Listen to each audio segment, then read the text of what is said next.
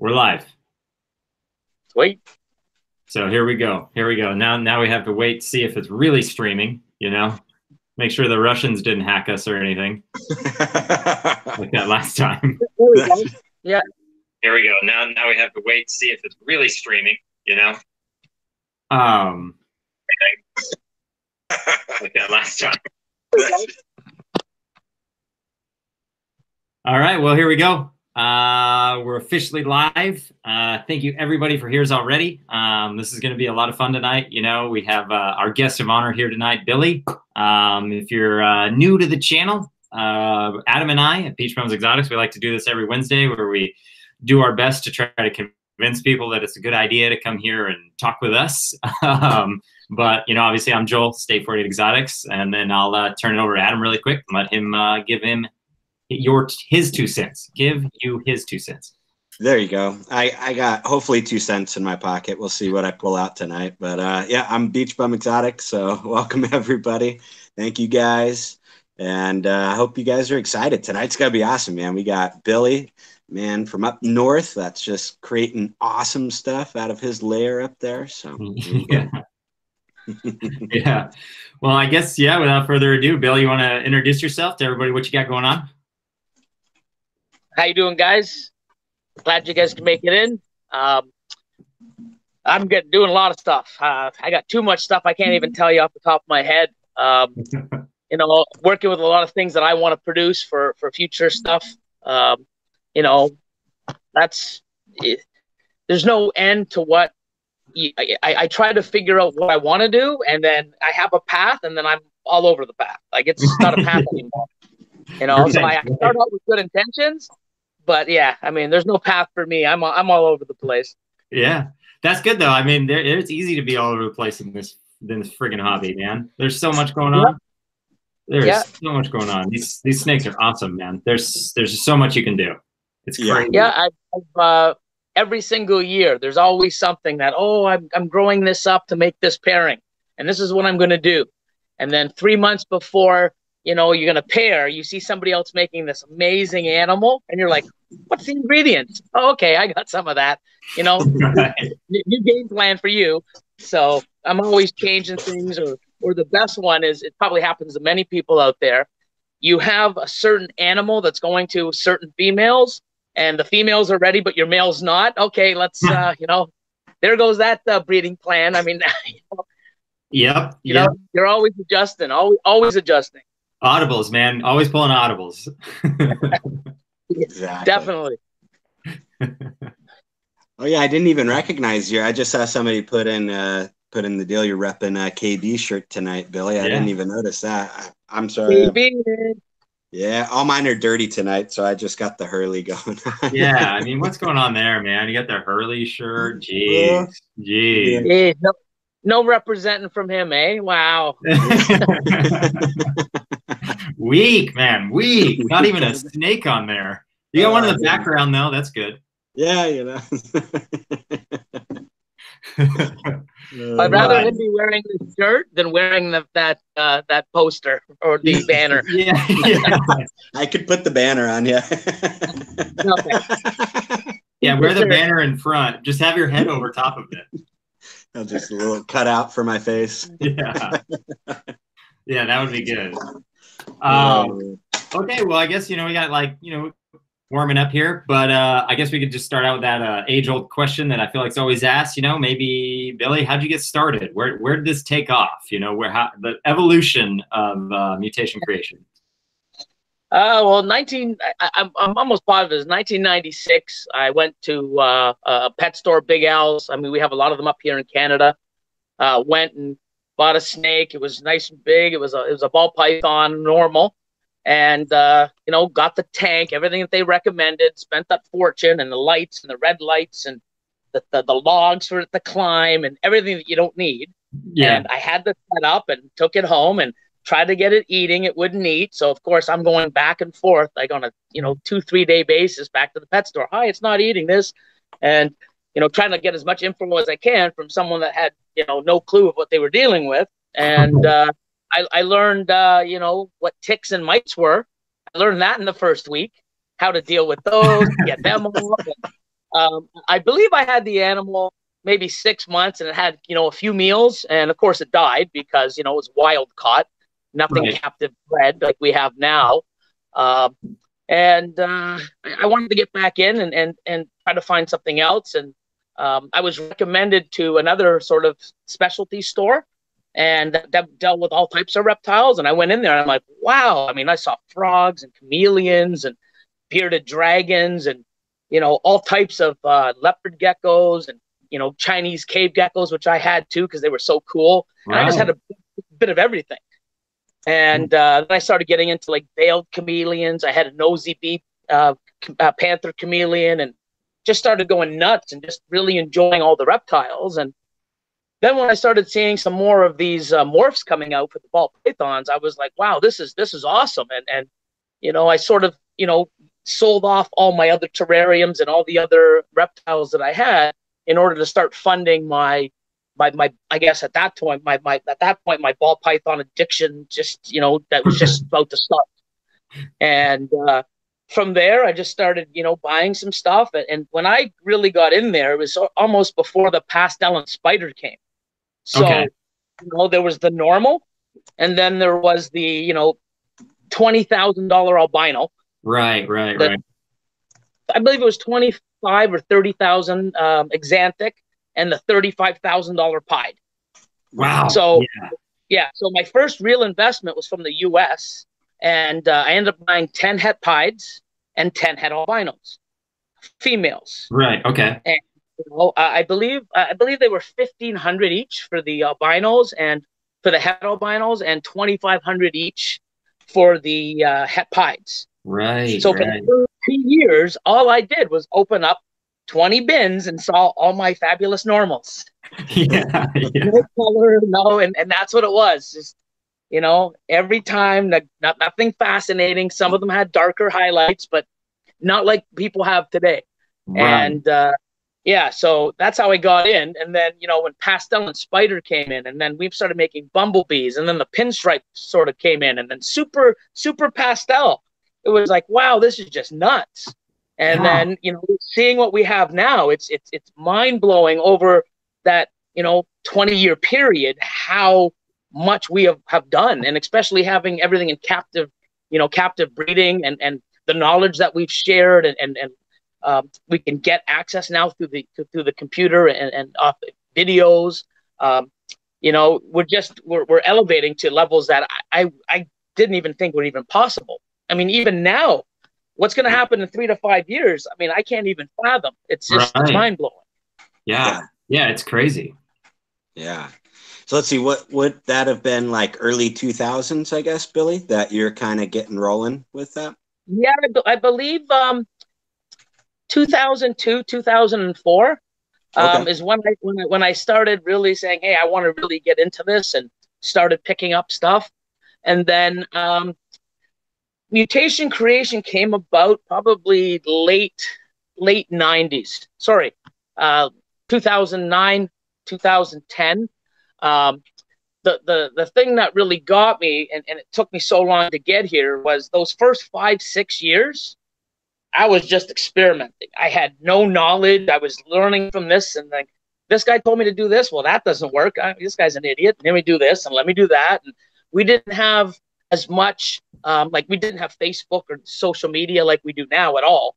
Right. And it was so different because even importing and exporting, it wasn't like we have now, and it's just going to get better and better, but it was really tough. I mean, I was, meeting people and buying animals that were supposed to be females, and, Yeah. find out a year or two later that, oh my God, it's a male.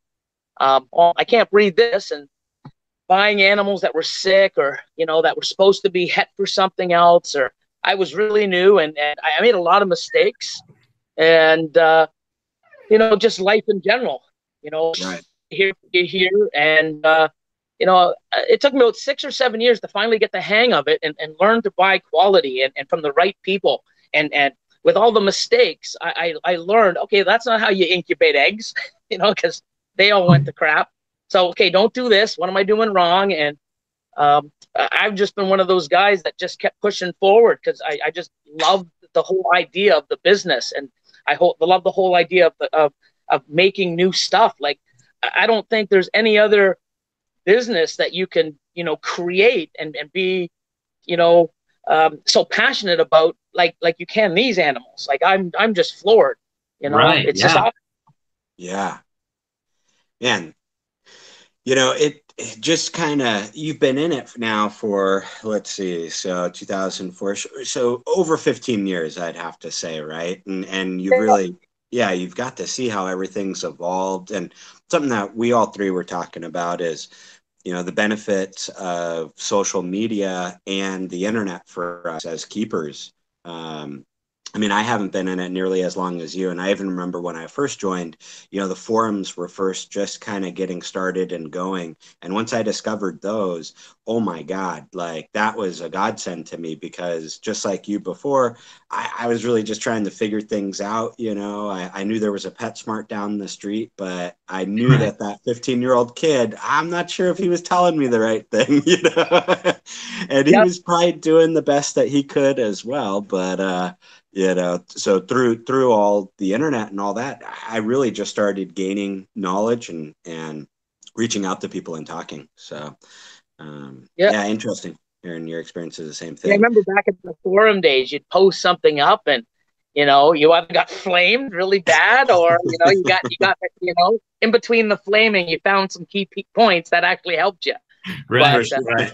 yeah, I mean, you know, and then you were like, you know, I can't go on that group, I can't do this, and I found that out, especially earlier on. I started doing pretty well and understanding, but you would see people genuinely not knowing um, what they were doing, and they would ask the question, and they would just, you know, put it up there, and other people, they'd be flamed. You know, I don't know if it was like, you know, something silly, or hey, you know, my animal got burnt, or you know, hey, I have mites, and they would ask, what do I do? And you know, 90% of people would just jump all over them. And what was really bad is other people were so afraid to ask questions because, oh my God, look what they did to this guy. I'm not asking anything because I don't want to be like this guy. And so many animals were abused or not taken care of or not thriving the way they should have been because people were afraid to ask questions. And I mean, it's not near as bad. I mean, now, I mean, I think it's the other way around. I think it's like 90% of the time people are giving you good advice, and then there's those 10% trolls that are out there just looking to cause, you know, looking to piss someone off or just, you know, be an ass. Right. So Right. Right. it was changed that way, and a lot of people aren't afraid to ask those questions and get the help. But I mean, it's good that way too. I mean, knowledge, because what I had back then compared to now, I would have been, I would have done so much better, and be a lot further along as I am now if I had that support, and that guidance back in the day when I first started, instead of 5, 6 years of constantly losing animals, losing money, buying females that were males. I probably had the biggest male collection back in the day because, you know, and it's like, wow. I mean, I remember Yeah. drinking so many Tim Hortons coffees, going to meet people to pick up snakes in my life, and it was that's how it was. Now you can go to facilities, you can have these reptile shows. I mean, it's changed so much, and it's awesome, and it's Right. great for new people coming in because there's so much support now, and you know, people can. I find even the newbies are actually giving advice to people, and most of it's great. You know, they just got to watch what they should advise on. You know, but Right. it's Right. good to relay information from, you know, trickling down. Not necessarily meaning it's all correct, but at least the help is there. We're getting that channel of people helping each other down the road, and that's what we need: people helping and supporting the community and helping each other out. And you just have to find out who's really there to help you and who's really there not to. And you know, you don't want to Yeah. make as many mistakes and lose as much animals and money as I did in the first 5, 6 years, you know, when I didn't have any of this. So I think Right. that's great for the community and moving forward. Yeah. Yeah. And I feel Yeah. like that's, you know, that's kind of been Adam and I's goal here, is to, you know, try to get, you know, people like you that have been down the road and they've seen a lot, and kind of get, your experience. We're essentially like leeching off of all of your misfortune, basically, that gives us now the opportunity to not experience it. And so this has been so much fun, and we're so thankful that you're here. This is awesome. Because I know this is going to be a really good conversation as we get going here. Yeah, it's good. Yeah, sure. I love it. So. Yeah. Everyone that knows me, I can talk and talk and talk, and I'm hyper, and I'm fidgeting and moving around, and I'm excited. I'm not even looking at a snake, and I'm just talking about it. That's just how it is. And it's like, it's just, I love what I do and how I do it. And if I can help people and encourage people and guide them the right way, it's definitely what I want to do. Dude. Yeah, maybe if you don't mind, if it's not too personal for you, would you mind taking us through some of the big mistakes that you kind of had at the beginning, which can be some good warnings for people watching right now? I know you mentioned, heavily loading yourself up with males, buying snakes sold as, so yeah, up to you. So. Well, one thing I noticed is I made it before, and it's just, I guess, human nature. Do not buy animals because of price and price alone. Right. That's key. And I'll even say, like, somebody will say, "Hey, Billy, there's up here in Canada, we have breeder female pieds, at 1,000 to 1,500 gram range that, people will sell, and they'll sell for $1,000, $1,200, 15 tops, depending how nice it is. But if you see one for like 700, wow, look at this price. Oh, and everyone freaks out about it. I'm like, really? How much? Like, I'm like, no. Who's it from? No. And like, you got to sort of stay focused, saying, okay, where's it from? Who made it? Has it laid? What's it eating? And a lot of people just like to buy because of the price. Now, when you buy because of price and it's cheaper, you're not going to get the quality. You're not going to get the support. Right. I may charge a little bit higher end for my animals or market value. But when you buy that animal from me or another breeder or some of these, smaller breeders that want to make a name for themselves and care about their reputation, they will sell you an animal at reasonably priced or a little bit more because of the quality, but they're there to answer your questions, to support you through that purchase and, through that animal's well, not for the lifetime, but, someone calls me up and 2 months later and say, hey, it hasn't really eaten, blah, blah, blah. I'm there to support them and give them that knowledge and try to work it out with them. I've even taken animals back and given them another one, especially when I feed live.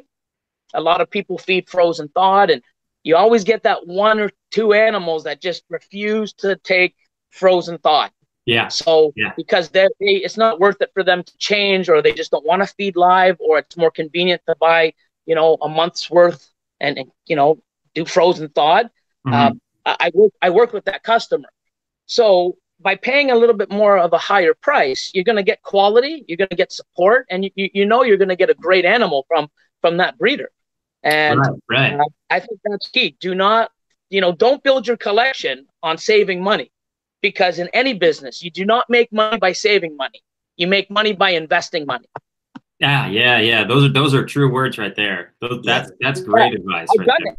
I tried to save money. Oh, I can buy these 3, but if I take this one instead, and next thing you know, the one that you should have bought, somebody else bought, and you're wondering why all his animals are nicer and they're selling faster than yours, because he bought the proper animal. He bought quality. And a lot of people I find like to sell off, or at least back in the day, and not so much now, but a lot of people like to sell off their problem feeders. Right. Okay. So, but they're not going to tell you it's a problem feeder. Oh, it's 1,200 grams. It's a great eater. Now I just took my problem, sold it, and usually for a lower cost, because it entices people to buy it and not ask the questions and say, oh, it's $300 cheaper than a normal one. I'm going to buy it. Now my problem is gone. Now it's your problem, and now I turn that money that I got from you and I put it into something with a little bit more money and by quality. And now I've turned that money into something that's going to work for me in production of animals, that project that I want, and physically, producing animals. Yeah, absolutely. So, yeah. And it's sad, but you've got to ask. People like to take their problems, turn it into monetary so that they can put it into something else. And now you're stuck with that problem. And it's sad, but I mean, I have a bunch of animals here that just do not they eat to survive. And that's why they're still here. They're pets. Right. And I don't want to put that on. Or somebody will come in and say, hey, you know what, maybe you'll have better luck, but it hasn't eaten for me in the last year and a half. It only eats like every 3 weeks, and it'll never breed. It's 1,000-gram, 2015 animal, female. You know, it's been 4 years and she won't break 1,000. Like, maybe, you know, here's a discount, and maybe you can get her. You know, because sometimes just the change of atmosphere, or, you know, maybe Yeah, they just don't like something changes. Yeah. Yeah, because that's a good point that you bring up, right? Like, so if somebody is forthcoming with that information and just, you know, telling you straight up, like, hey, yeah, this is not a 2018 female at 1,000 grams. You're not getting some special deal here, right? This is a 2015 and she's at 1,000 grams. If you want to take that on and get it going, you know, that's up to you. And you know, I think, like, that is really important for a lot of the new people coming in, because, like, you can jump on Morph Market and see some adults out there for, I mean, ridiculously cheap price, right? And you really do need to stop and ask yourself, why is that? Yeah. I mean, because, I mean, if it was your animal, would you be selling a prized quality animal for the cheapest rock bottom price? No. Right. Especially a breeder size female, kind of stuff like that. Right. Yeah, and that's another thing that you said. Like, here's the thing too. I know it's a 2015 900-gram female, but to sell it, it's magically a 2017 ferocious eater. Right. You don't know that. You're taking my word. Right. But why I don't sell it as that and get my funds is, you know, because who's going to call me week 1, week 2, week 3? If it didn't eat here, it's definitely not going to, well, I shouldn't say definitely, but it's most probable that it will not eat there. Right. Hi, my kid didn't eat. Hi, I'm too busy with my facility, my snakes, life in general, talking to people and selling animals and giving them advice to deal with somebody that I know is going to call me every single week. It's not worth that $800 or $1,000 to have somebody calling me every week because it will not eat. And I know that. It's not worth that sale. And plus, that animal is stressed out. That person's stressed out because they have this living animal that's not going to eat. And then all of a sudden now they get enough of those animals that never eat, never produce, never do anything for them. It's not a fun hobby for them. They're pulling money out to, you know, you want to support your hobby. You want to be able to create animals for future. You want to have some sales so you can interact with your customers. And then what you want to do is you want to sell those animals to buy your rats, or, you know, to keep your business or your collection growing forward. If it stays stagnant, or you're continually working, it's not fun, and we lose an amazing person from this amazing hobby. So right, and that's the ultimate cost is by doing that we're limiting the future of it. You're sacrificing the beginning to kill the end, you know, and that's just not right. Yeah, 100%. Totally. You know, and my most famous one is my I paid 10,000 Canadian for her, and that was in 2012. That was a banana female. Right. Wow. A banana female is 700 grams. What? Eats to live. Eats to live. Yep. You know, someone told me back in the day, it's like, back probably in 2015. You could probably get like 3,000 for her. Yeah, but you know, I'll be dealing with someone calling me every week for the next, you know, 2 years. I don't have the time. I don't want to make that phone call. Right. You know, I don't want to get that. Like, hi, how you doing? And the worst part is people that do that and know it's a problem animal. Oh, it's probably because it hasn't settled in yet. And then the following week, it's your humidity. Maybe you should do this. And the poor person's running around, you know, Googling stuff, you know, buying different lights, a mister, you know, spraying the tank every week, or making all these adjustments when the adjustment was the animal just didn't eat, or selling an ASF eater as a rat eater. Right. Yeah, it's just not going to work. You know, it ain't going to work. So just be, you know, up here in Canada, you know, ASFs, they're not looked down upon, but they're a little bit more pricier. Well, not as much before, but they weren't as available, especially in the smaller rural towns. You can't really have access to them. Mm-hmm. So as soon as you said ASF eater, you lost 50% of your clientele. So Right. people realize that, oh, so now all of a sudden it eats whatever what do you feed your collection? Oh, frozen thawed guinea pigs? Well, this one eats it too. And then they sell you that animal, and I don't like that at all. Yeah. So you want your customers to be happy, your snakes to do well.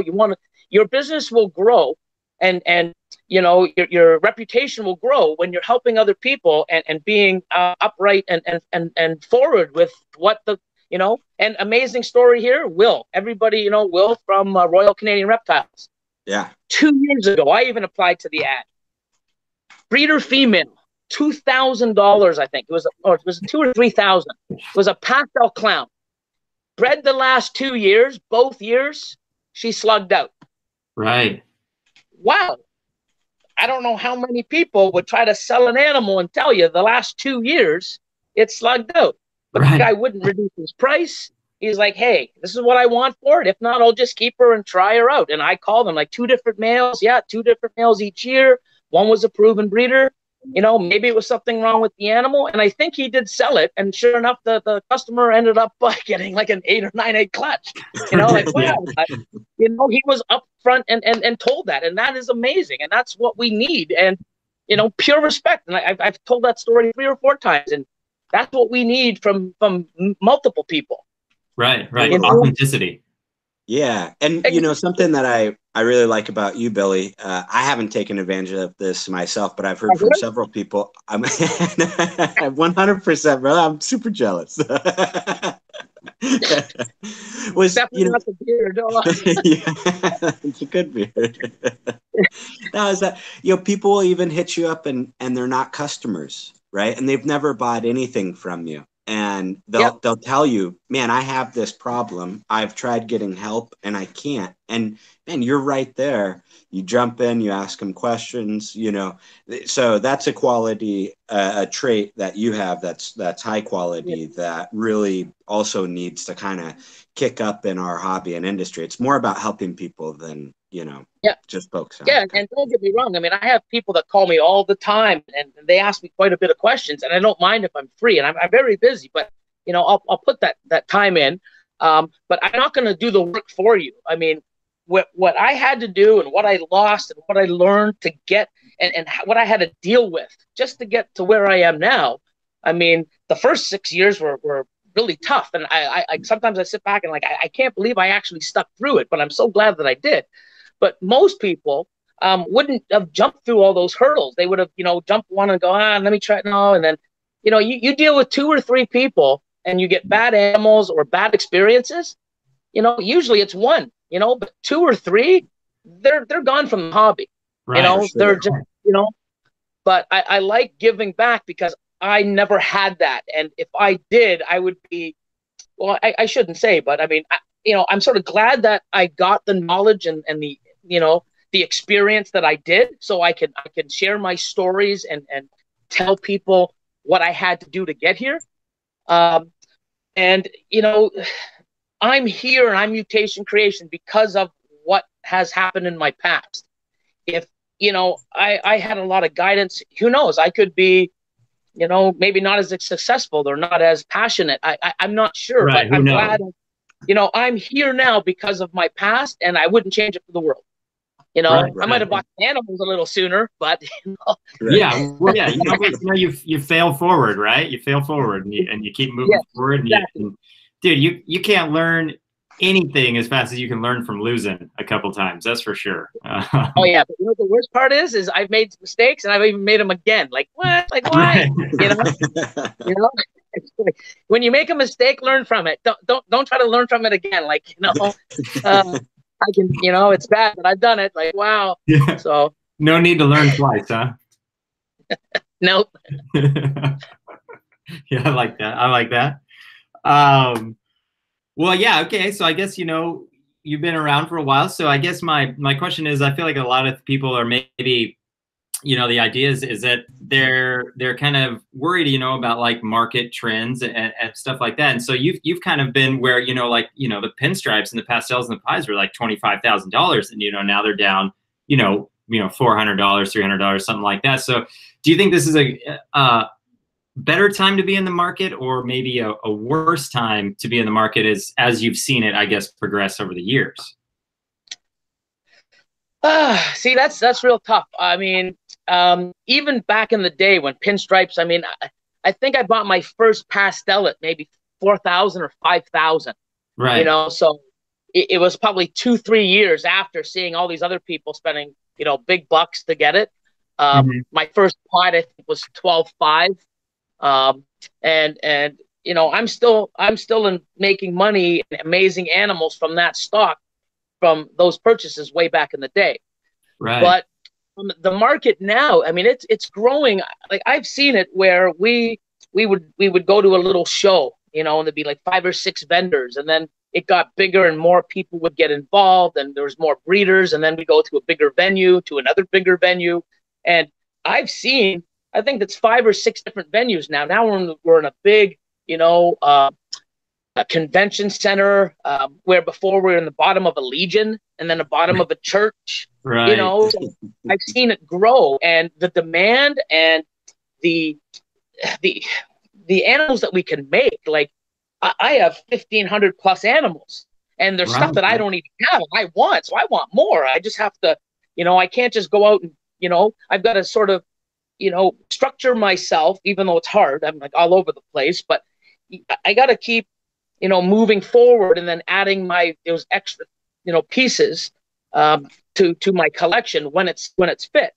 But the market, the amount of people getting into it, the knowledge, the shows are getting bigger and bigger. The popularity, the exposure on social media, it's definitely growing, positively. It has, ever since I've been in it. Right. I've heard day one. Oh, this is back when there was like 10 different morphs. Oh, there's no money in ball pythons. It's oversaturated. Yeah. I've heard that from 10 morphs. Now there's, how many, 6,000 different combos plus? Gosh, yeah, so many. But I've heard that when there was 10 different animals. Oh, the market's oversaturated. What? And I heard that every single year. And more stuff would come in, and people would make more stuff. And it's just growing. But I find is my passion keeps growing. Yeah. When I see animals that Ozzy, Justin, there's so many amazing breeders, and even smaller breeders that just make stuff. It's just like, oh, wow, how did he do? I need to get into this. And I'm inspired from other animals, so my passion grows. So if me being in this for so long, can and have as many animals and make world first, and I have amazing, I love my collection, and it's going to keep growing and getting better and better. If someone like myself with this many animals can get that, oh my God, I want to make that animal. Oh my God, did you see this? And just talk about it and how hyper I am now. I'm sweating. Right. If I can be like this, with as many animals and being in this field for so long, somebody that's new, I mean, it's just like me. I was, oh wow, and I mean, it's contagious, and people absolutely love these animals. I mean, so many people will go work 12 hours or 8-hour days. They come home, eat with their family, and they're down spending 2-3 hours in their man cave, or it's like a love. It's like, this is where I want to be. Oh, I gotta go to bed. Damn, like, it's right. it's amazing. Everybody here is probably watching can feel this, and you love being there. And Brian Gundy, I was on the Rude Dogs. Yeah. And he's like, yeah, you know what? I love cleaning poop. And it's funny, we do. We're cleaning poop. And like, wow, man, hours and hours cleaning poop. And, but like he said, at the end of the day, when he's done cleaning, he feels so relieved, and oh, my animals are all clean. And it's such a gratifying, feeling that, Yeah. And that's what we do. And we do it every day, Right. every week for years. And, just looking at your animal grow, and, oh, look at that shed, and we're all taking pictures, It's, yeah, fresh shed, fresh shed. It's like foodies. We go to, oh, look how nice this is. Take pictures of the food. We're doing that with Snake. Oh, look how big the poop is. Look at the shed. Oh, look at that. We're just a bunch of mad people, but we love it. It's awesome, and I wouldn't change it for the world. So, I totally agree. Man, my mom, she'll call up, and she'll still make fun of me to this day. Every time I buy a new snake, or I hatch something, she'll call up, be like, "Hey, remember that summer where you just refused to clean up dog poop all summer? She goes, what do you do for fun now? I'm like, yeah, I clean up snake poop. I get it, Mom. I get it. Yeah, funny how that turned, huh? Right, exactly. But you know, so she's very supportive. I grew up in a household that didn't really allow much any exotics, right? We had cats, dogs. My mom loved animals. She's an avid horse rider even till this day. And I mean, you know, she even loves reptiles, but when they're out in their own environment, she never really thought of keeping them inside a house was too good of a idea.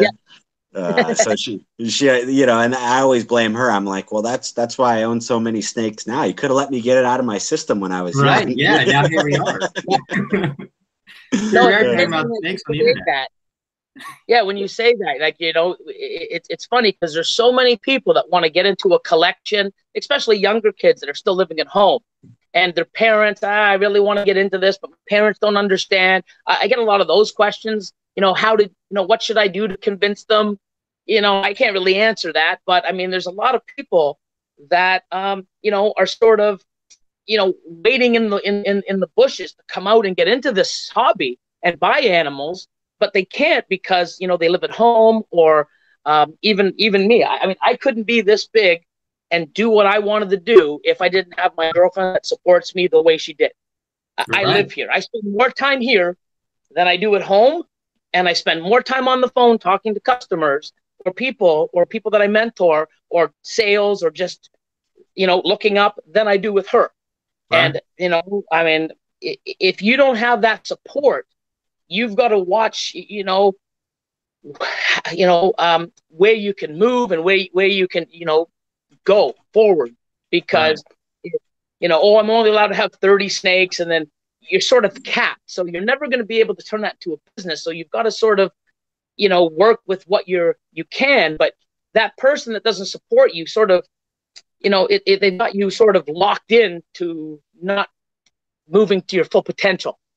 And Yeah, I think that's really key, you know. I mean, I get that all the time. Their parents, you know, not letting their kids get into it. And then, you know, and when I did that contest last year, so many people was like, how did you get into this? Well, I used to love reptiles, but until I had to leave the house, and 5 years later, after I got out of university, I went nuts and like, yeah, well, hey, you know, so it's a common story then.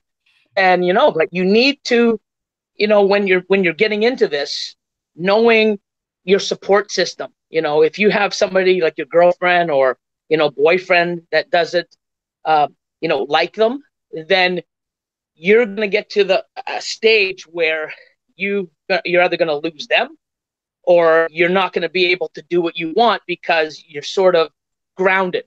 Right. And, you know, I'm surprised she's still with me, you know, never mind my hype and everything I put her through. And then it's just like, wow, man, if you're out there watching, babe, so, you know, absolutely, man. We're all weirdos for sure. You know, and you see a lot of these memes, right? You know, people like, hey, you know, I don't like snakes, and kick her off the cliff, like, you know. But yeah, I mean, you need to have that support system in order to keep growing your collection or your business, because this takes a lot of time. So, it does. This is a lot. This is a lot of work, you know. Yeah. And for any kids tuning in, you know, don't lose the passion. Keep studying, keep looking into it, right? And eventually, even if you don't have parents that support you, you will be able to do this, right?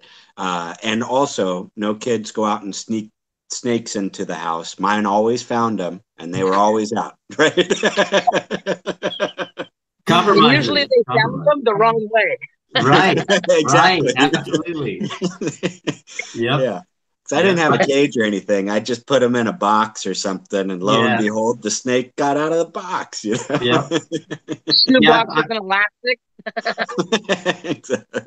I finally worked my mom into letting me keep him in the garage. So that was my compromise. You know, I worked from never to garage to, you know. So when is the point?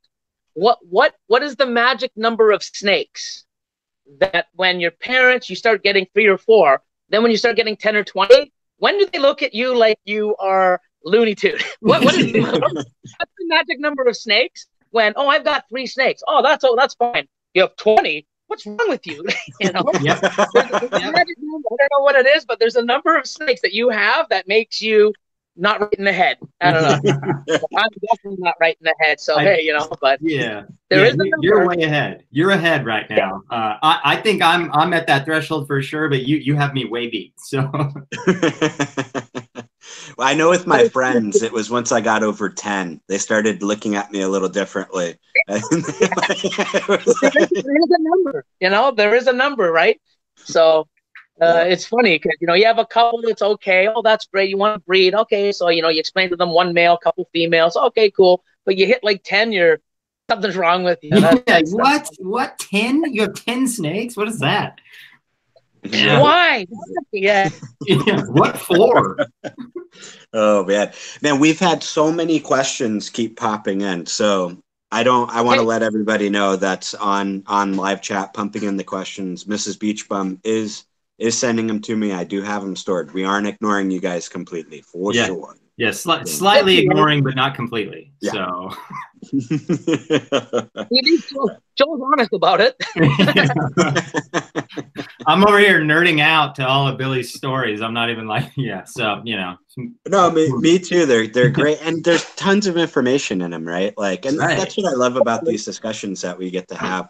You know, even stuff that doesn't take place on the live streams. Like, I love just having that conversation, you know, like Will Morrows and I, for example, had that funny story between the two of us, him and I talking, but we had so many hours of great snake conversations, just two guys passionate about this hobby and what we're seeing in it. So, I mean, that's why I love these things. And there's always great info in it. Like, he gave me some good info when him and I were just talking over the phone that I hadn't even thought about before. I implemented it. Let me guess. It must have been information about puzzle. I love puzzle. Like puzzles. Wait, you don't have any puzzle, right, Billy? No puzzle? Or I do have some coming in actually next week. I got puzzle coming. Oh, very nice. Very nice. All right. Yeah. Okay, well, you know, you have to pick and choose, right? Last year I had 2 or 3 genes, and you know, now I've got a couple. You know, some of them are already coming in, and I'm shopping, you know, the rest of the year. Okay, just gotta find that right fit. I got a question for you then. I guess that can stem off that. What's maybe a project that you're most excited for this year? Do you maybe have 1 or 2, or is there one that stands out? Maybe you got something coming in? 1 or 2? No, I ain't got one. Oh, really? It's fucking small. Like, wow. Tons. Let's see. I think I mentioned it before. I have a yellow belly dreamsicle female to pastel inchy super asphalt. So everything's going to be like freeway combo or asphalt combo double head dreamsicle stuff for the future.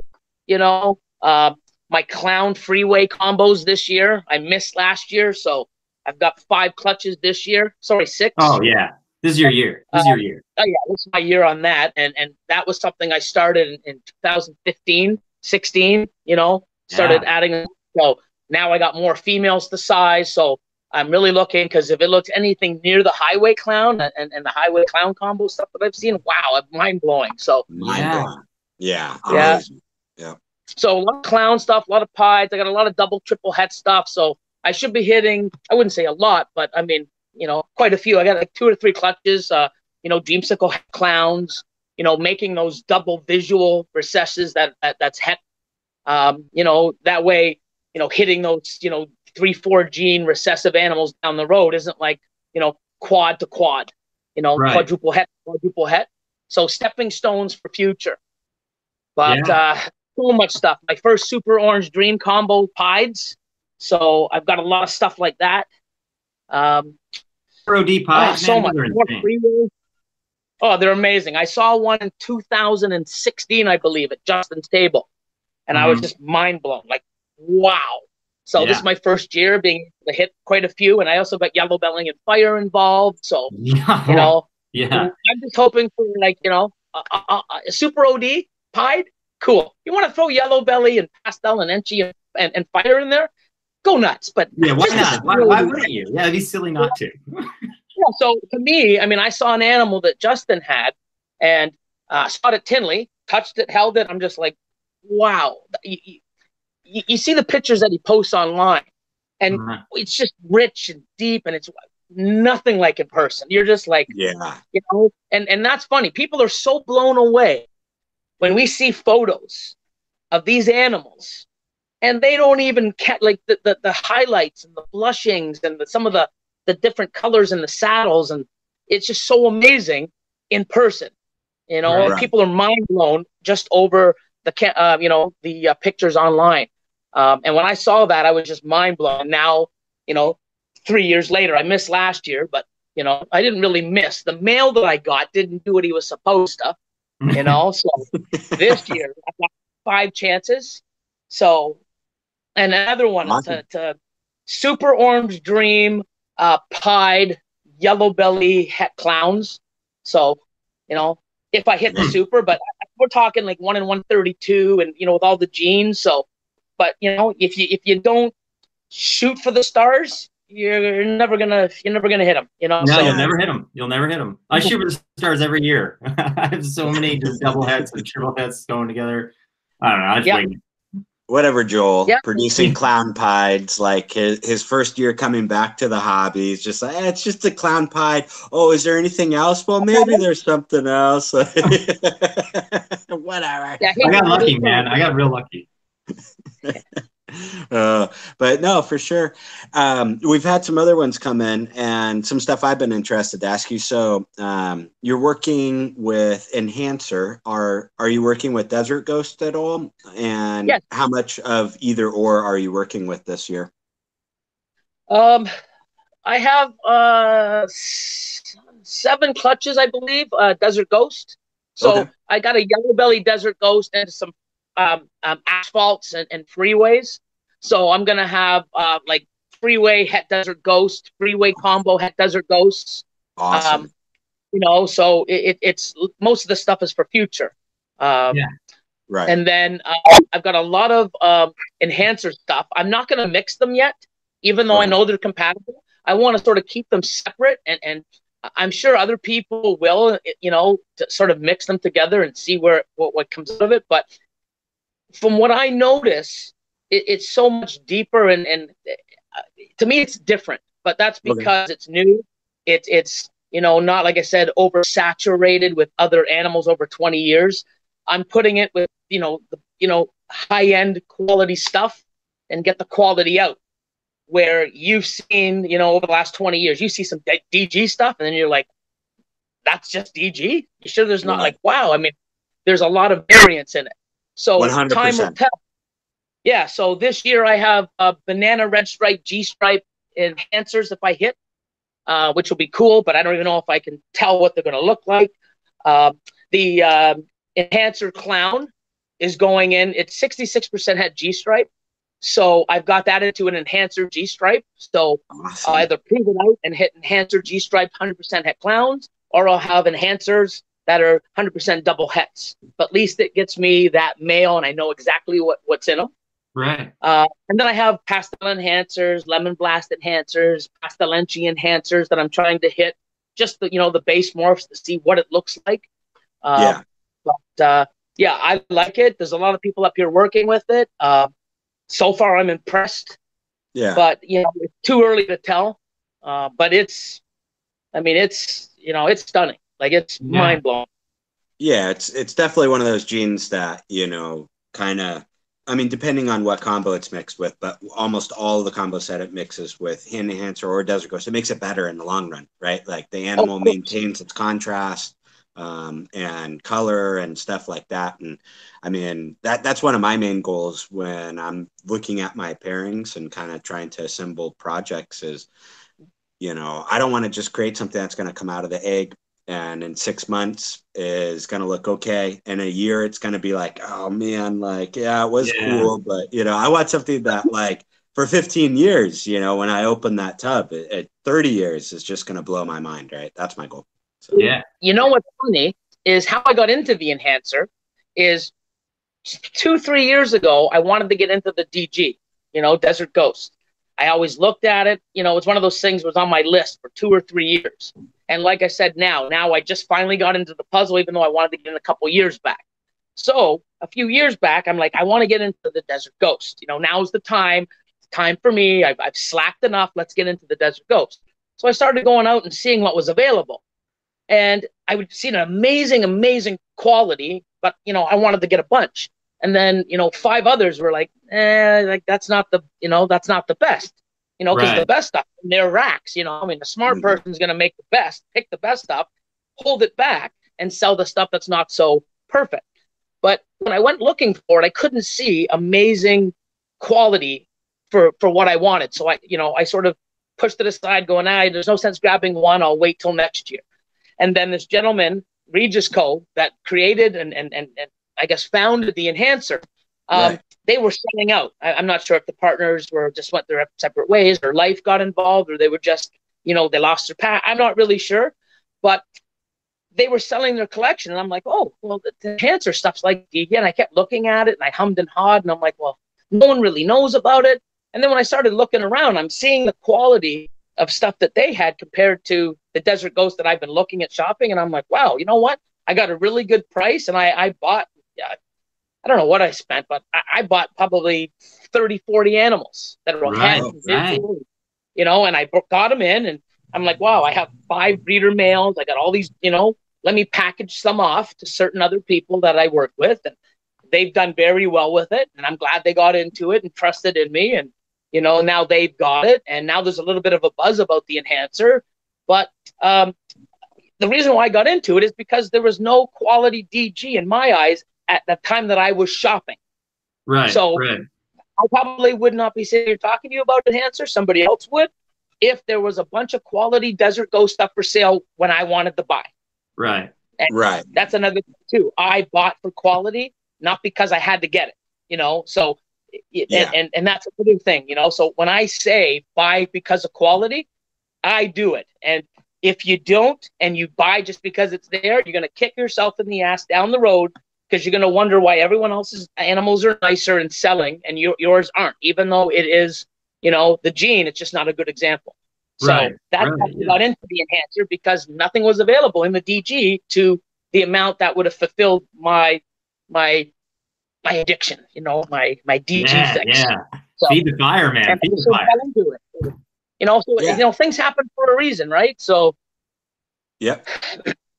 Yeah, no, for sure. You know, and that's important for people to keep in mind, right? You know, don't always just be like, okay, I want this gene, go look, and then just buy something because it fits that tick mark for you, right? Hold out for a little while, and you may find a better example. If you're not finding that example that just blows your mind away and makes you say, I have to have that, that's going to be perfect for me, it's probably not the right animal for your project, right? Move on. Yeah. Well, that's one of the reasons why Puzzle took me so long to get, because Will hogs it all. He won't sell any. How can I get quality stuff if he won't let it get out of his racks, you know? So I hunted and I found another great breeder and got some nice stuff coming finally. But yeah, when guys are hoarding it like you will, you know, you got to let them go to the other people, man. Like, let us open our racks and enjoy these beautiful animals, you know? Yeah. People used to come over. People used to come over and say, hey, do you got any puzzle stuff? I'm like, yeah, I'd go to Will's Instagram and go, see? Then you hit up Will, be like, hey man, I sold a bunch of your puzzle stuff. So I need 20%. I'd be the one buying it. I wouldn't sell it for him. I'd want it myself.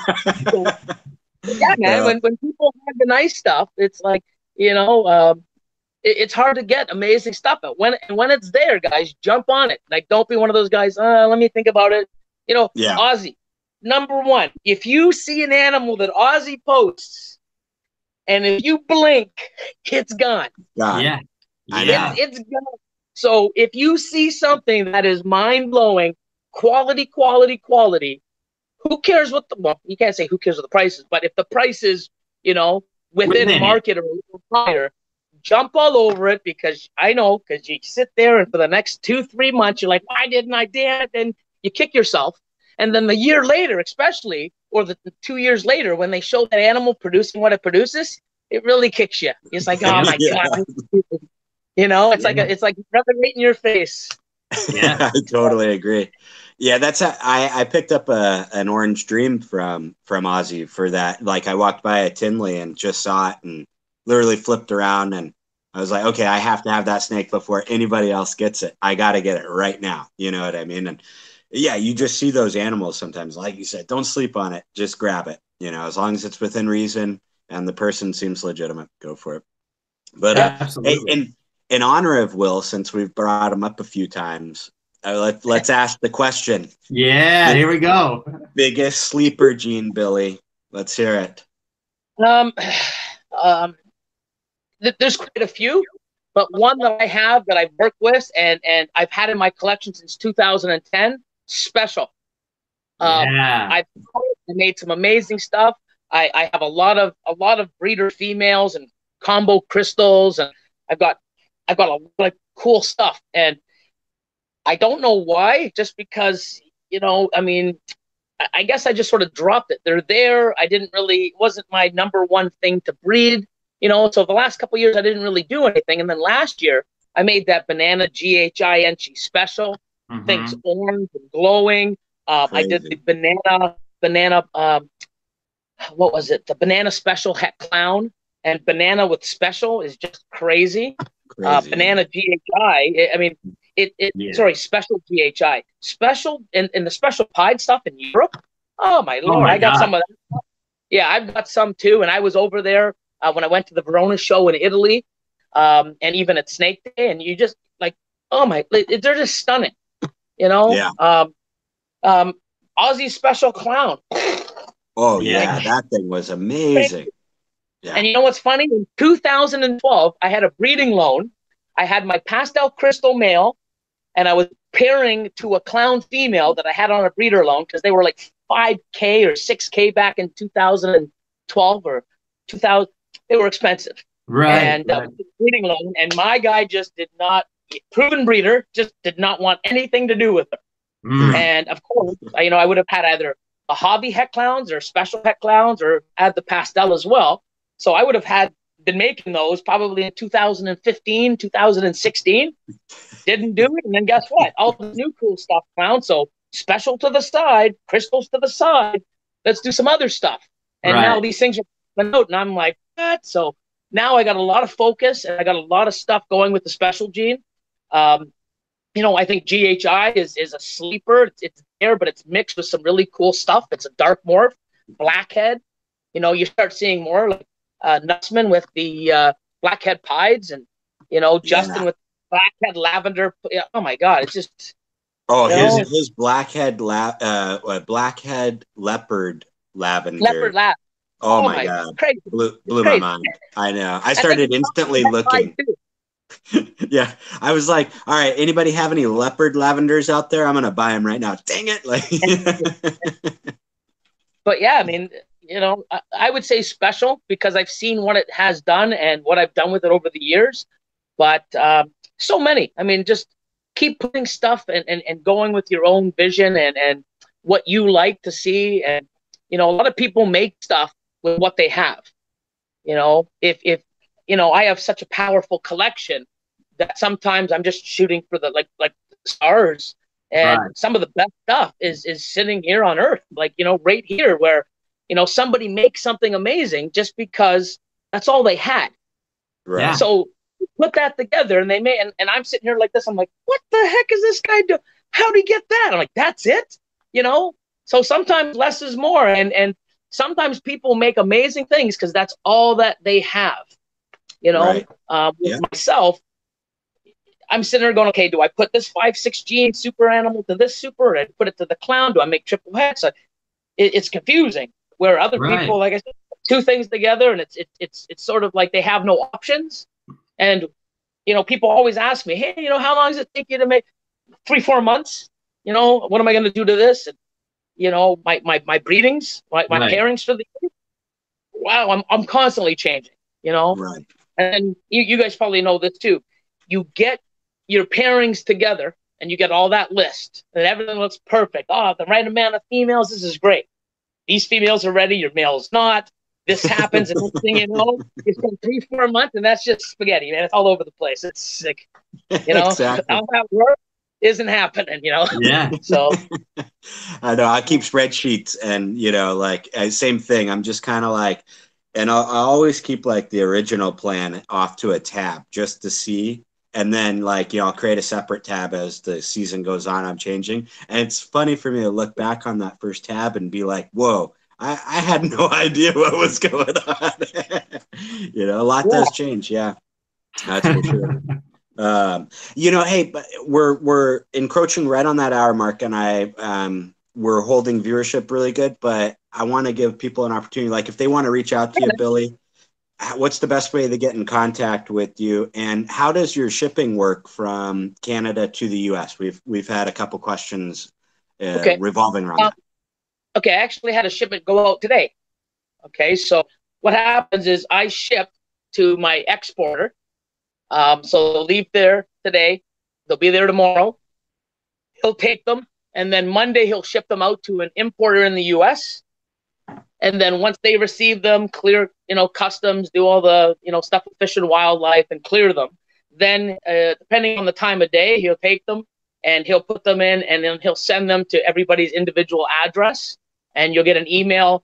So my customers that just ordered, I had 25 animals go out today. Probably Monday evening or Tuesday evening, they'll be getting an email saying it'll be at your door the next day. So right, okay. And do you typically wait for just ship out when I want? We because how it works is me and several other breeders will sort of ship out at once. So we sort of have to wait for the exporter and importer to get the paperwork in and coordinate. And then once we know, we usually have a week or so in advance. But what's good about that is I usually do it every couple months, and that way a lot of people will put a deposit down and make payments over that time, and it works well that way as well. So awesome. That goes pretty quick, actually. Yeah. 5 to 7 days. They don't like anything moving out past today. Like, Thursday, Friday, I believe, your reptile guys down there don't, because same thing. If you ship out Thursday and something happens, that they can't deliver it on a Friday, it's sitting somewhere for 2 days. That's not good for, the animal or, the shipper, the customer. Oh my God, what's going to happen with those poor animals? And so Monday, Tuesday, Wednesday, we ship. It goes somewhere. They take care of it. And then Monday, Tuesday, it gets shipped out, and it's within a week's process. Yeah. Okay. That's pretty solid. Yeah. How much is shipping for, like, say, a U.S. customer? I mean, is it a lot higher, or what does that kind of go into? Yeah, it is. So what happens is per animal, the way they do it, I don't know, but this is my cost. It runs me a couple $100. Okay. So what Canadian? So what I do, and that's for a certain size and under, bigger size or more. So what happens is a lot of the times too is I'll work with the customer. So I always say, like, somebody will ask me for $1,000 snake. How much is $1,000 snake shipped? Depending on how many other snakes I have shipped already, it's at $100 US. Right. A lot of times too, if I have 3 or 4 or 5 snakes going out, it covers the cost of some of the paperwork. So then I'll say 1050. So I add 50. If people do a bigger package, I'm happy to get my animals out and work with people. I'll ship for free, or, on 5 animals, I'll say, just give me 100, or here's, I'll include it myself, because I look to give that incentive in shipping and sort of take some money off of the package price so that they can get to those people. Because one thing I want to do is help people get the animals that they want or they need, because that's another mistake that I made. You want a $7,000 animal or a $700 animal, but you only have 4. If you were able to get that $700 animal, or in the thousands, a $7,000 animal instead of the $4,000 animal, that project that you want to get to comes faster. The animals and the quality, not the quality, but the power of the animal, because of extra gene, gives you more. So because of price, it really affects someone's growth and the way they build their collection or their business. Mm-hmm. So if I could give them better pricing and help them out, and I've even shipped some stuff where, I've been burned a few times, but I'll ship where it's like, okay, hey, you know what? It's 6,000. You only have 45. Here you go. please don't burn me, Right. so many amazing people. Most of them, they're like, oh my God, thanks, Billy. And oh my God, like, wow. And they live up to their word, and it's awesome. And then Yeah. you get some people that just, oh, like, really? Like, wow, man, like I could help you so much more for the future. You just burned a bridge that ain't going away. So, Right. Short-sightedness. So, Those people have a short-sighted nature to them if they're going to burn you yeah. like that, But I Yeah. never put myself in a position where it cripples me. Like, oh my God, like, oh, I gotta, I have to sell the place because I can't, I lost all this money.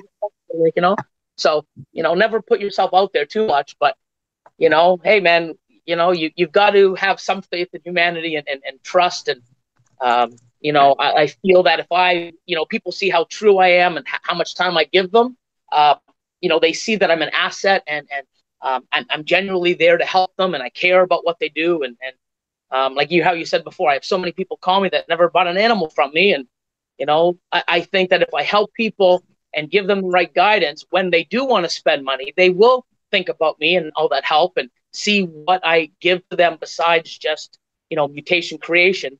I give them a lot more than just a fancy name with a nice facility. I care about my animals. I'm there for them. And also, Yeah, dude, that's I feel like that's 90% right there, but I feel like that's not what people think about though.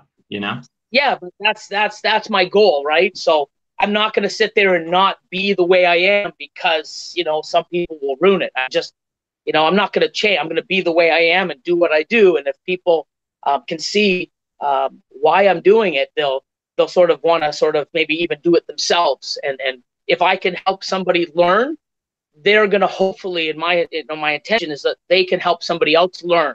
And we keep learning from each other down the road. And it just makes our community stronger and better, and the animals get better care. And you can't ask for anything better and more than that. Yeah, absolutely. Absolutely. Yeah, I like that a lot. So, because if you call me for a question, I'm like, hang up the phone, or hey, I don't have time for you. Well, guess what? I'm just sort of teaching you to do the same thing to someone else down the road. And right. it doesn't think for any of us. So, right. If people see and like now I keep talking, like I love talking about snakes. I just love yapping. So somebody yeah, calls me too. And they're like, okay, well, I got to go now, Billy. Oh, okay. Like, what I mean? It's usually the opposite way. They've got to tell me to stop talking to hang up. You know what I mean? It's not me telling them. So it's pretty funny. That's good though. That's good. I like that because it's it's tough to find that. It's tough, honestly. Definitely. So just kind of roping us in, we do have tons of questions waiting on the side. Joel, I don't know if you have anything specific that you want to ask or pick up on, or I was thinking we could just do the lightning round and then kind of dive into chat questions. Okay, cool. Yeah, because I definitely think we've got enough to carry us for quite a while. So yeah. Okay, ready? So lightning round, Billy. First thing comes to your mind, just go for it, right? I'm sure you know how lightning rounds work. So we'll just dive on in. We got 5 questions, and the first one is, what's your favorite color? Blue. Blue. Got it. Love. Yeah, blue. Awesome. So, here's the question, right? So I always ask this question, and I'm starting to get known for it. But your jeans, like your jeans that you wear, are they a button or a zipper fly? Well, there's zipper, but I hardly wear jeans. I'm so busy. I'm a track pant guy. I wear track pants 24/7. You know what? It's funny. Yeah, it's funny because I asked this question, and everybody harasses me because I have like 2 pair of jeans, and one of them is a button fly. And the rest of the time I'm wearing just basketball shorts. I never wear jeans, but yeah, no, I like that. So Billy, let me ask you. Let's go out to dinner. Let's do something, but you can't wear those track pants. I'm like, you can't. You have to put some. But do your track pants have the buttons on the side so you could rip them off like Party Boy? Really? Do we have to go there?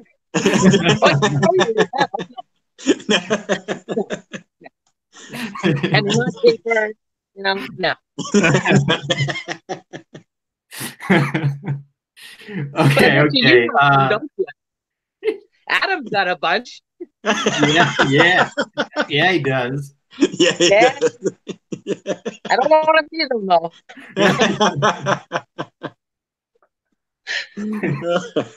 All right. So, favorite childhood movie? Oh, favorite childhood movie. Probably one of the Star Wars. You know, I Yeah, was okay. huge back in Star Wars back then. It was just like it was the thing to do. Had all the figurines and Yeah, so I had to say yeah, Star Wars. It came right to my head. yeah. Okay. So, favorite thing to eat? Oh, favorite thing to eat: steak, meat. I don't do veggies, man. Meat, potatoes, chicken, meat, Yeah. pasta. Yeah, I don't do veggies. So Right. That's fair. Yeah. Steak's awesome. Steak is awesome. why are you laughing? No, I'm just sorry. It's just me. My mind runs crazy sometimes. I think of jokes inside my head, and I shouldn't say them out loud. So maybe sidebar that one between. Remember that's what you said, girlfriend? Yeah, that's it. Remember that the other day? Oh my Yeah. God. All Sorry, right. viewers, you don't know what we're talking about, but it was funny. Just trust us. All right. So, last question. If you could pick a superpower to have, what would it be? Invisibility. Okay. Okay. Yeah, 'cause Why? no one would have So to we'll do look a at me, follow up. man. Nobody would have to look at me. Yeah. Okay. Yeah, I like that. I like that. You can be sneaky. You can be really sneaky. Another reason is I could go and sneak in and grab all Will's puzzle stuff and all that crazy stuff that he has hiding that he won't let go. I can just, Absolutely.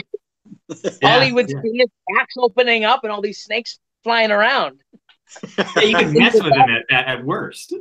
You know? Yeah, so, yeah, invisibility. Yeah, I like that. I like that. Okay. All right. Well, that's it. Now we can open up to some chat questions. Cool. I don't know. I'm sure Adam has a bunch wrangled in for us. Yeah, let's scroll up here and see what we KB. got. Let's see. All right, so we knocked that one out. A really good question that we've had come in is how much time? And you've kind of covered this a little bit, but how much time per day do you spend with your collection, or do you tally that kind of at a week level, like either per day or per week? I'm here. I have another company also. So if I'm doing with the other company, I'm here minimum 4 to 6 hours a day. Even if I do the other my work at with my other company, but the last couple weeks I've sort of been here. I'm here 12 hours, 13 hours a day. On top of that, I have a full-time staff that's there 6 to 7 hours a day. On the weekends, I used to do Wednesdays and Sundays, but now it's just on the Saturdays. I have 3, 4 people come in, and we're here from like 9 o'clock until 4, so another 7 hours. Okay. Always, it always seems like there's always still something to do. So, and that's not including my time on the phone when I'm driving home, when I'm at home, spending 2 hours on the phone, surfing the net.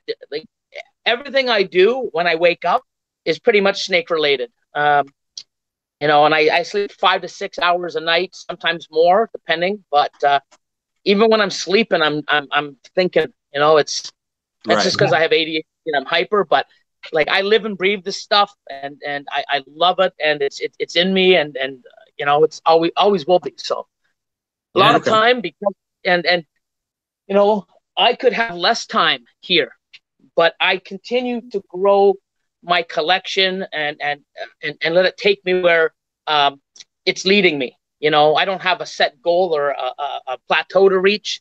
It's taking me there. This year, I'm trying to hit 250 clutches, almost double last year. Right. If it's too much, I don't know. I don't know what I'm expecting. If it's too much, or I can't find enough feeders because I don't supply my own. I buy them. If I can't move them or I don't hit the odds, I've never been to this realm before. So after this year, I might say, whoa, I might scale it back. I'm like, wow, this is crazy. Bring it on. Maybe do 500 next year. I don't know. So, it's, I give this much work and put so much effort in because I enjoy it and it's taking me to this level. But other people, I mean, if you just want to put 3 hours a week in or 5 hours a week, you can have that collection and build it to sustain that. But me, it's taking me for a ride, and I'm just riding it, and then I'll make the decision where it's like, okay, wow, this is enough, or I can't handle this. This is too much for my staff. You know, I can't answer. Like right now, there's so many emails and stuff that I can't even keep my morph market and my for sales my stuff availability list current. Right. And it's accurate. like, wow, that's something I'm slacking on. I mean, but you know, I don't care about that. Keeping these and breeding and moving forward and helping some other people, that's more important than keeping something updated, even though I'm not working at my full capacity. So you got to pick and choose what's more important. My availability list and the weights on morph market and what's sold and what's not isn't as important as getting these guys cleaned and fed and paired and ultrasounded. So you've got to sort of pick what is most important and then allocate that time to that. And it seems like at my level, there's never enough time. There's always something, or that phone call that came in that was random, and you know, I'm spending 2 hours on the phone, and you know, that could have been allocated to somewhere else. Yeah, absolutely. And guys, I haven't had a video in so long. There is one coming soon. Yeah, YouTube takes a lot of time though. It does. That takes a lot. Yeah. Yeah, but time I don't management. do this for YouTube. I don't do this for YouTube. I do this for me. And if YouTube can fit in, perfect. I don't want to be a YouTube star. I you know, this is what makes me happy. This is what I love to do. If I can throw a video in, awesome. But if I can't do both, I had to choose one. YouTube I'll never do. It'll be this over YouTube any day. So, right. Totally. Next All right. Yeah, let's change gears here. Favorite gene to work with, and I'm gonna add a second part to this. Like in your collection right now. Buttonfly. What's that? Buttonfly. Buttonfly. Yes. Sorry. Yes. Good. Sorry, Joe. No. So favorite ball python gene to work with, and do you have it in your racks where you could go grab right now for us to show us an example? Freeway. Yeah. Do you have a sec to grab your most favorite freeway? My most favorite freeway. Yeah. Oh, and just while we're here, going to the special. Oh wow. That's the Banana Enchi GHI special. Oh man. Let me put this around. No, I don't know if I can, but let me see. There we go. But you see the colors? Oh my goodness. Yeah, it's ridiculous, and that's the special. Gosh, that almost looks like an Ultramel. It's stunning. It's ridiculous. So, just oh, I got so many. Well, here's Ducky. Everybody's Ducky. Yeah. Lord Alien wants Ducky. What's up, Lord Alien? Yeah. That come in really well, or? Yeah, that looks really good. Whoa. Oh. She doesn't like you. Not the first rat. I'm hungry. Yeah. And then you go to like Orange Dream Calico Freeway. Gosh. And then you step it up a bit and go to Super Pastel OD Freeway. Holy cow, that's crazy. Pastel Enchi Orange Dream Freeway. Wait, you have a bunch of freeways? Is that what you're trying to say? Yeah, I've got. Here's one that's really cool too. That's the Genetic Stripe Freeway. Dang, that's impressive. I love the color. And then I'll just show you these last two just to give you a variety. That's a pastel. Can you see there? Yeah. Pastel Leopard Freeway, 50% Het Clown. And then if you add Phantom, it gives you those deeper tones. I remember when that one hit your social media. I almost threw my phone off my balcony. I was like, that's it, I'm quitting. Yeah, there's some crazy ones. Like I mean, I love working with it. I've got a lot of super special stuff now. I mean, not super special, super asphalt combos coming in now. So, Well, You man, know, yeah, that's a great choice, and you really are one of the guys that is just like every time we think that it can't get better, you just put something else out that really shows us what power that has. A good question to kind of dovetail off that. Thoughts on multiple genes in one snake over simple, clean, either double or I'll even take it single, double, or triple gene, right? Like, kind of, what's your philosophy on that? Do you just want to stack them in there? all depends on the gene. Mm, Banana. The less in banana, the better it is. You know, same with like lavender. Those genes that like lavender blackhead or even albino. You know, those ones that take all the color away. You know, an albino is nice, but not as nice as a cine albino. You know, Right. or a black pastel albino. Anything dark. You know, banana cine, banana black right, pastel, banana GHI. Wow. Then you start adding pastel and spider and stuff. It takes the pattern, takes the color away. It's not as rich in color. So it depends. You know, with certain genes, you sort of have to know where and what its power and potential is. right. Right. So, do you think Right. you could have too many genes in a snake? We had that question pop in earlier too. Yeah, in certain animals, yeah. Like, say for example, you know, like I said with the banana, I've made 5, 6 gene bananas, and I'm like, ugh, like, you know, you can see the pattern and stuff, but it dilutes it. Right. Um, in other stuff where like freeways, I've got 4 or 5 gene freeways, and I'm mind blown by them. Same with some clown stuff.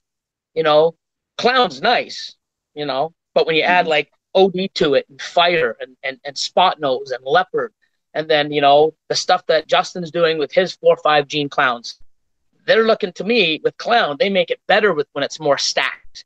You Right. know, Right. Right, certain genes like pied. A pied is beautiful. An OD pied is beautiful. A super OD pied is insane. A super OD yellow belly pied is crazy. Then you add fire and you add like so certain animals like I think you know clown and pied. The more stacked it is, I think the better it is. And that's if you like the color and stuff like myself, right? But then you add enchi to get more pattern. So I think you know, if I was to say pied is a good example. The more you got stacked and pied, well, the more proper genes that you have stacked and pied, the better it is for pied. But Absolutely. right, cancer or a color gene like banana, less is more. Yeah. right. Yeah. Okay. That's a cool kind of way of looking at it. You know what Yeah. I I mean? like that Like, a lot. yeah, yeah, definitely. That was I a good love one. I love the answers that start with "it depends." Those are my favorite answers. Me Those are my too. favorite. Because it's so hard to like when people ask me, hey, you know, I want to start and turn this into a business. You know, what's the best way? Okay, how much time do you have? You know, what do you have to start with? How much are you investing? You Right. know, because I'm going to give somebody advice that's going to invest $1,000 and that's all they have with 5 hours a week, compared to someone that's going to invest $100,000 and do it full time. Two different, you know, ways of me telling them. You know, I can't tell the person that's going to spend 1,000 to build it like $100,000 collection because it's impossible. So I need to know all the elements involved in order to give you know my best answer or my best Right. advice. Right. Right. Yeah, that is true. I mean, like, especially where we are today, right? There's just too many variables. There's too many different Right. things to give a blanket answer that'll fit it all. Um, Correct. kind of rewinding ourselves, it's just something that I kind of have to keep reminding myself after doing this for so long. Some of the things we talk about are second nature, and they seem obvious and just, to all of us. But we have new keepers out there that may be watching. So some advice for some new keepers that's super basic. What's the standard bedding that you keep your animals on, like paper, cocoa, Yeah. aspen, and what's the hotspot level that you keep it on compared to the gradient? Mm-hmm. Okay, so my facility I use ARS racking. The facility is kept at 81, 82 degrees ambient. Okay, I'm sitting anywhere between 40 to 60 humidity. Right. In my racks, obviously it's 80, you know, 81, 82 because of the ambient, but then it's inside and it's probably a little warmer, 83-ish. My hotspot is like 92. I keep it a little warmer. Okay. But then I'm up here in Canada. It's a little cooler here. Someone in Arizona or where you guys are, California, it's probably way different because your ambience might be hotter some days. So where I am, I'm, ambient 82, 92 at the back. My males, for breeding, I drop them down to probably 88, 89. For the first month or two before I start breeding them, I get them in a different rack that's cooler. So, and what was the other? Oh, the bedding. I used to have everything on paper. And one reason why I had everything on paper, because I had this almost like, hey, come on down and learn. Come on down and learn. I did that for 2 years. So I had so many people coming in. I mean, I remember some weekends last year, and I'm not talking about when I had everybody in for the contest at the CRBE. I had one weekend where I had 35 people in the place, shopping and buying and coming to hang out. And yeah, it was crazy. But at the same time too, to me, I say it's a world-class collection. People are like, dude, how could you have so many strangers just come in? And it's just something that to me, I want to show people and educate them. I think I've done that enough for the last 2 years. So now I've switched. And because of my growth, it's a lot of work to clean every single tub twice a week and sterilize everything. So now I went to coconut husk, and I don't have just random people showing up. If it's a breeder or somebody that wants to come learn, then they'll come in, but it's not as open to the public as it was 4 months ago. Right. That makes sense. Okay. Yeah. That's a good one too. Let's see. We had some other ones that came in that were kind of focused around that, so I got distracted. This one dovetailed off what we were talking about. So if you can achieve like an 80, 81 ambient room temperature, which I know actually I bought a space heater to do that because I found it much easier to do everything else with. What's some advice or help that you could give people, basically, like if you can't heat the whole room, right? You know what I mean? That type of thing. Well, I believe it was Miguel from Always Evolving. He used to have those like hydroponic tents that I believe he used to keep them in. I'm not sure if that was his purpose or he just want to have it enclosed somewhere. I'm not really sure. But I mean, that would probably be my first thing. It's like, well, if I have a little space, why don't I get a space that I can build? Because they come in different sizes. Yeah, absolutely. And, get something like that. And now you're basically having a space inside of a space that you can probably control better than the rest of the room. Or like yourself, space heater, but just make sure it's away from everything. It has a fan, that's fire hazard, and, your electricity is going to go up higher with something like that as well. So you got to, always think ahead. And make sure that when you add something like that, now monetarily it's going to be more per month. But I would say like a tent, build a room inside of a room, even though that's probably not feasible. But that's a great idea though, and good pointing out, Miguel, because I remember when he had that set up, and I did get to ask him, and it was that to achieve the perfect ambient inside of a larger room. That he was, now he made a custom tent. Now it's a lot bigger. Real bigger. Yeah. Exactly. A little bit. Yeah. Now, have you ever thought about running just ambient, where you crank your whole room up to like 85, 86 or whatever? I've heard of that. A gentleman here in Canada, T.O. Ball Pythons. I don't know if he's here. His name's Todd. I believe he went to ambient, and I believe some of his racks are back heat. But I know that I believe he's adapted now to the ambient control.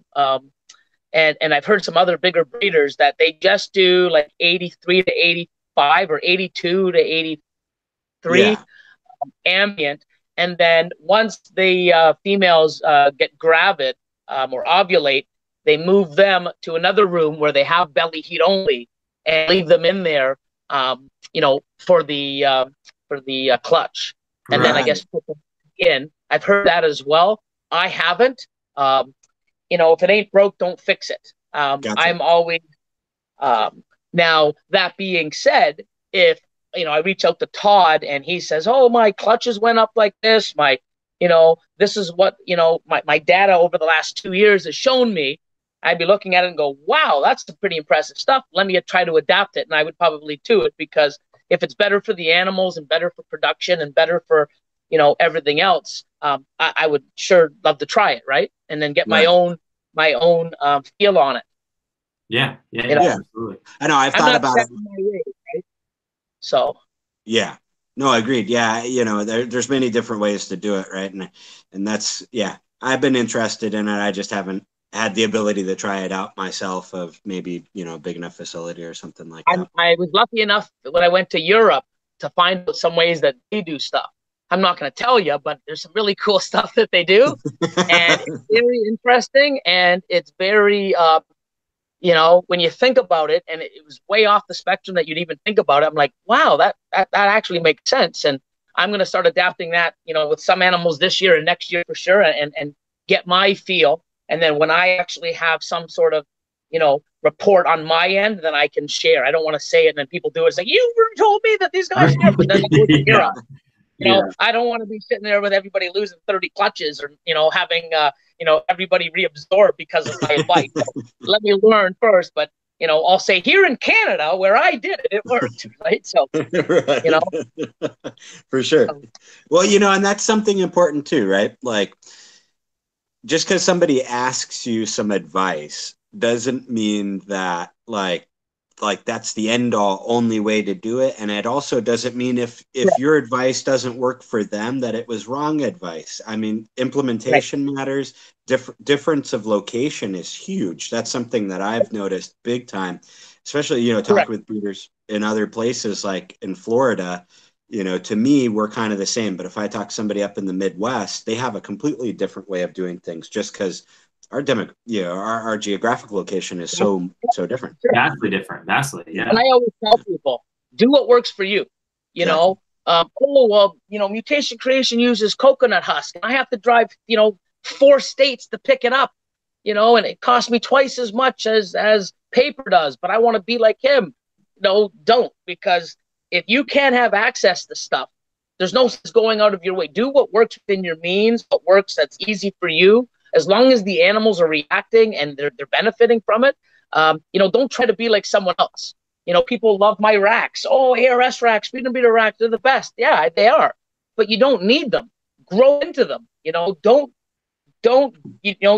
like, I think it's Ozzy that says it all the time. You don't go into business, you grow into business. Yeah. These things behind me will come. For 9 years, I had melamine, and then I'm upgrading to PVC. Yes, and then hey, you grow into this. I'd rather have $10,000 in animals making me money and future animals and growing my collection, which what I love, in melamine, than having $1,000 worth of animals and $10,000 racks. It doesn't make sense. Right. Same with the ultrasound. Ultrasound is a key tool when you're at that stage. But if you're not at that stage, you don't need it. You don't need an ultrasound for 5 females. You got 20 or 30. You got 20 or 30. Perfect. That your money's better off into some animals, and you get more knowledge and experience that way.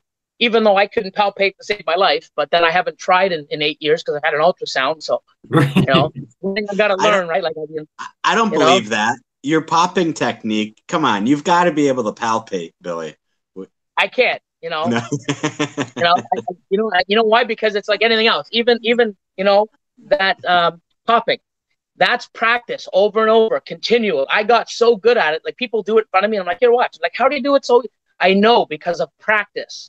I probably would be amazing at palpating, but I've never put the time in. I've never got the experience. I get it, with a machine, never done it for 8 years. Right. A person who has been palpating for 8 years is probably just as accurate as an ultrasound.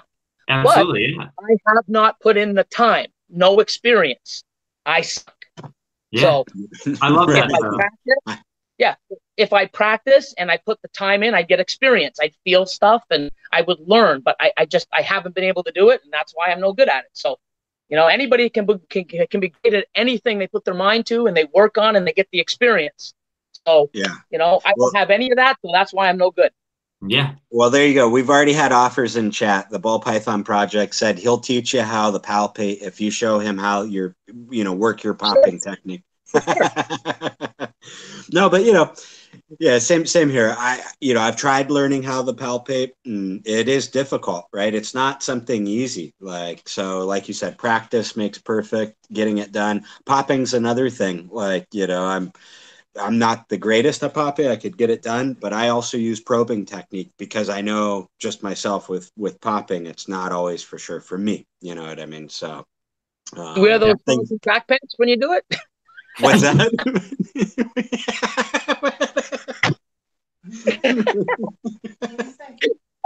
Had to, buddy. I had to. Sorry. Hey, man, you gotta let it out. You gotta let it out. Perfect.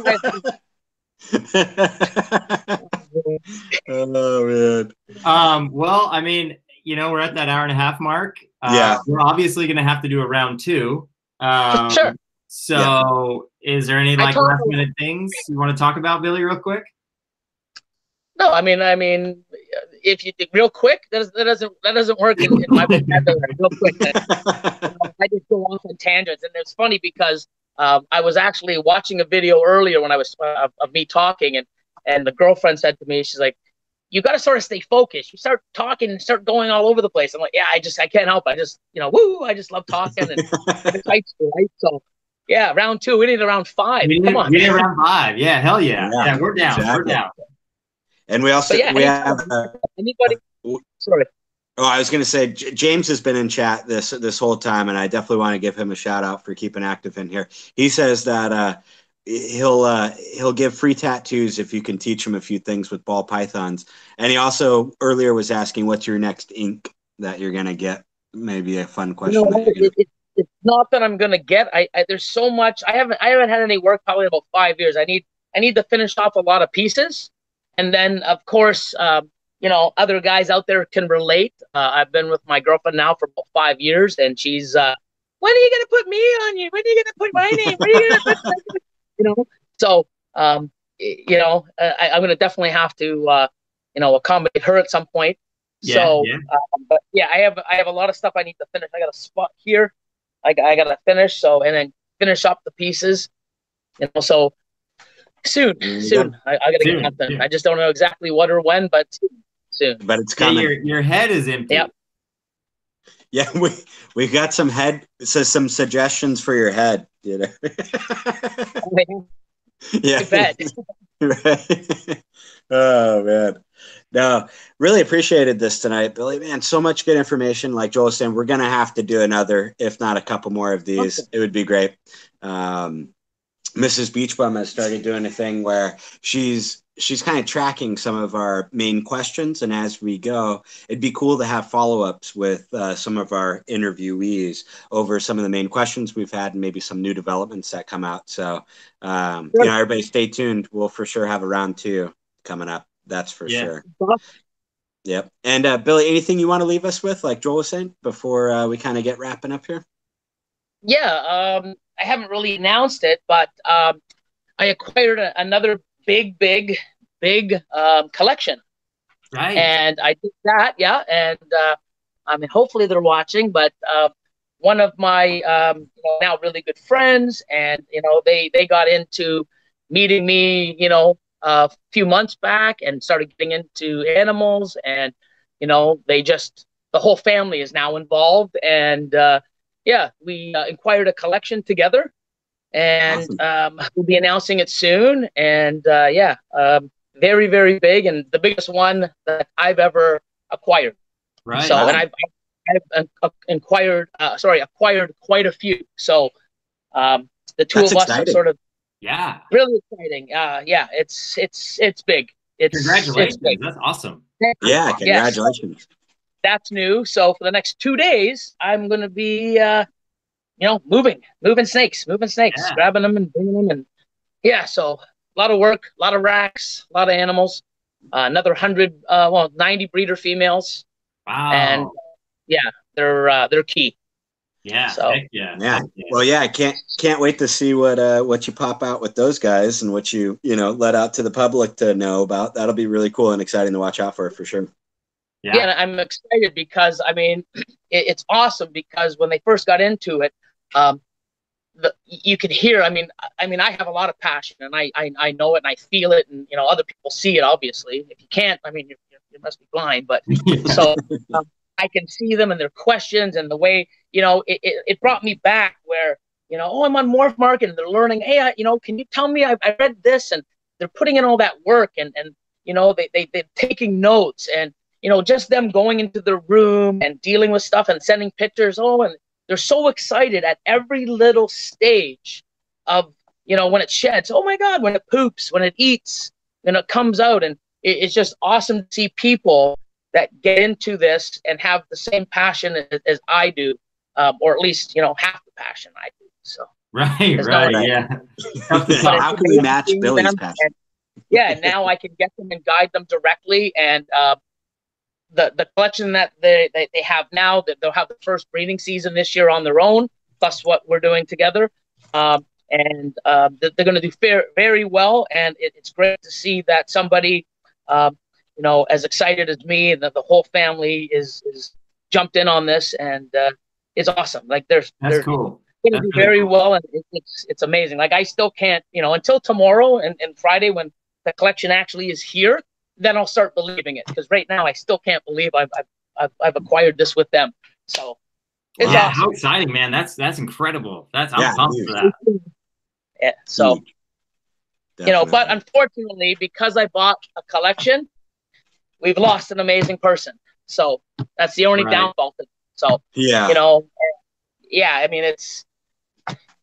But everyone has their time, everyone has their reasons, and I'm happy, and they're happy that I'm getting it with them, and so unfortunately, I benefit, but we also lose because I mean this person's guided me back in the day, and great person we lose. So but hey, they're not going to be back, and you never know, right? So one of the cycles of life too, and look at you're doing the cycle correct. You're bringing somebody in that's getting into it at the same time. So one loss and one addition.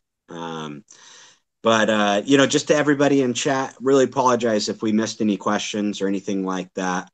You can hit me up directly. Yeah. Right. sorry, not joking. But, you can hit me up. You asked before. You can call me, give me a call myself. Reach out to me. I try to get through to everybody. And like I said, I mean, I love what I do. I love talking. And before this, I had 3 or 4 other people reach out to me prior to this. And, hit me up. I'll definitely get back to you when I can. Yeah. Awesome. Yeah. And I have everybody's, I have Billy's YouTube link and his website. And then his Instagram is obviously Mutation Creations. So, jump over there, show some love. And I know right now that Billy is one of the guys that will talk to anybody. So, just give him a call, give him a text, let him know. I know he'll get back to you for sure. Yeah. So super. I mean, he's here with us. So, I mean, what can we say? Yeah, but how can I refuse that dollar amount? Guys, come on. Yeah, that's true. That's true. Hey, Billy, you're not supposed to say that. No, definitely appreciate everybody's time tonight. So, yeah, thank you so much. Thank you again, Billy. And we'll be in there for round 2. Yeah. All right. But all right, well, we'll see everybody later. Everybody have a good night. Cool, man. Good night, guys. Thanks, guys. Appreciate it. See you guys.